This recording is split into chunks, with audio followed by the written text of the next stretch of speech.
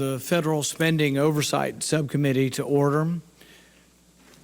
The topic today is going to be government waste and how we can practically do something to curb waste, but also to ameliorate the problem we have with a growing deficit. We have a deficit this year that's expected to be about $583 billion, and some will say we're fixing the deficit because it's getting smaller. Yet the overall debt is growing enormously larger.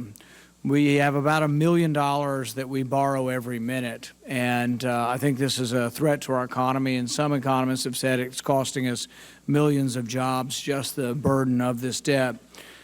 So what we're going to do is talk about some of the waste, and some of this has been talked about in the past, but my hope is from the discussion today to actually itemize some of this.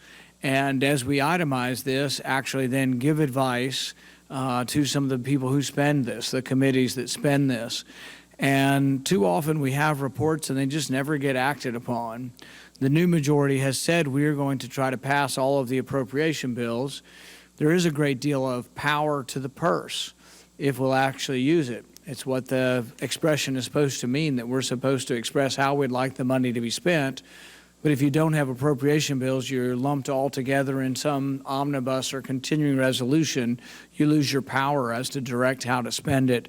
And as a consequence, we never eliminate any of the waste. I've seen very little example that we eliminate any waste that we determine. But it's my hope to not just have a discussion of this today, but to have as a conclusion to actually have a blueprint for how we could get rid of government waste.